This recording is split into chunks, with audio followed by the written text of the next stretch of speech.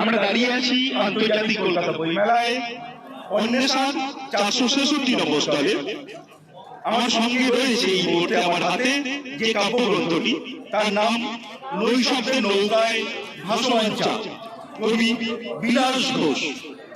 আমরা সৌভাগ্যবান যে কবি বিলাস ঘোষকে আজকে আমরা আমাদের স্টলে পেয়ে গেছি। পেয়ে যখন গেছি তখন দু এক কথা তার কাব্যগ্রন্থ নিয়ে শুনবো না, এমনটা হতেই পারে। আমি এই নৈশব্দের নৌকায় ভাসমান চাঁদ এই কাব্যগ্রন্থটা খুললি প্রথম কবিতার শেষ দুটো লাইন, যেটা পড়ে আমি থমকেছিলাম অনেকক্ষণ। সেটা হচ্ছে, ঘর মানে তো গোটা একটা দেশ, সেই দেশেতেই মরার অভ্যেস। এই যে গোটা দেশকে, বিশ্বকে, সমাজকে, সংসারকে আপনি একটা ঘরের মধ্যে নিয়ে চলে এলেন, যেখানে আমরা জানি যে ঘরের বাইরেই হচ্ছে আসল জীবন।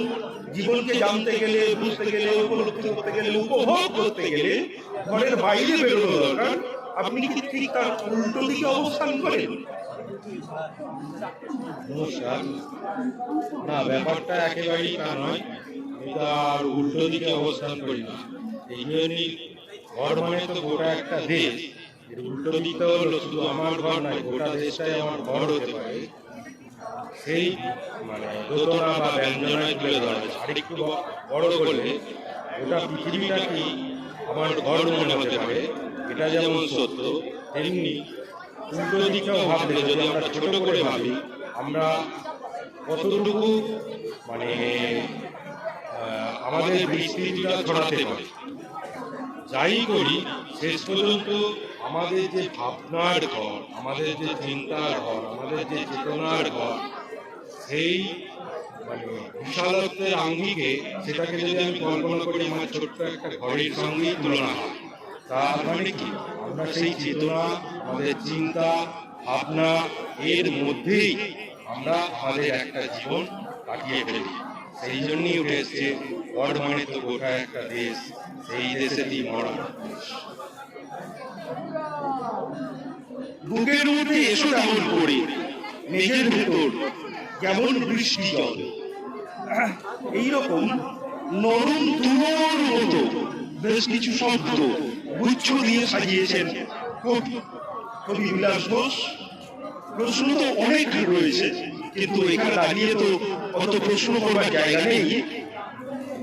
আমি খুব সংক্ষেপে আর একটা জায়গাতেই ঢুকবো, সেটা হচ্ছে এই যে রিয়েলিস্টিক যে সাহিত্য এবং রোমান্টিক যে সাহিত্য, এ তো দুটো আলাদা ধারা।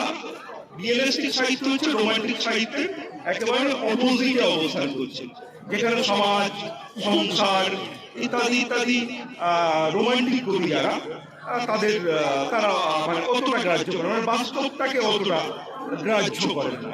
মানে রাজধর্ম এই বরং রিয়েলিস্টিকের আমরা দেখেছি যে গণধর্ম বলতে যেটাকে বোঝায়, জনগণকে নিয়ে যেটাকে বোঝায়, সেই জায়গা থেকে রিয়েল মানে রোমান্টিক যারা, তারা স্বপ্নের মধ্য দিয়ে ভাসে।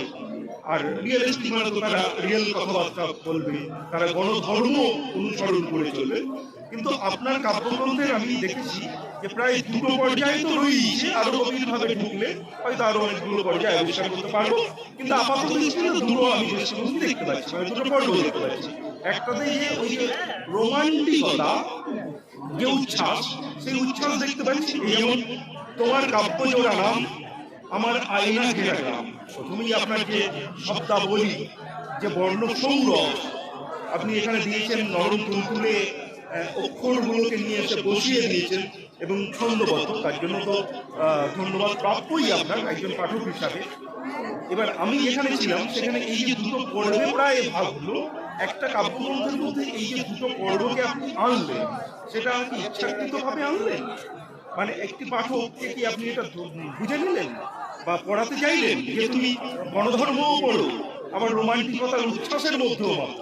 এই দুটোকে ইচ্ছাকৃতভাবে আপনি একটা জায়গায় যে আনলেন, আমি ইচ্ছাকৃত শব্দটাই ব্যবহার করি, যেহেতু আপনি খুব সাবধানে পাণ্ডুলিপি চয়ন করেছিলেন, এটা আমি জানি বলেই বলছি।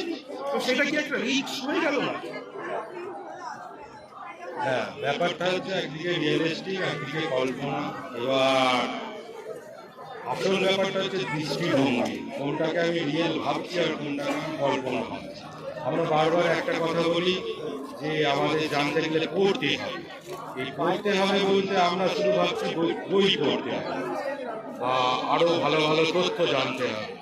এর বাইরে আমি যদি কল্পনা করার কথা বলি, আমি একটা মানুষকে পড়ছি, তার ভাবনাকে পড়ছি, তার চিন্তাকে পড়ছি, তার হাঁটা চলা পড়ছি, বাতাস বয়ে যাচ্ছে, সে কি বার্তা দিচ্ছে পড়ার চেষ্টা করছি, একটা নির্জীব বস্তু, মানে আমরা যেটাকে অ্যাকচুয়ালি আনরিয়েল ভাবছি তার মধ্যেও রিয়েলিটি খোঁজার চেষ্টা যদি আমরা করি, তাহলে দেখা যাবে আরো একটা ভাষা আছে যেটাকে আমি উল্লেখ করেছি, নৈশব্দের ভাষা।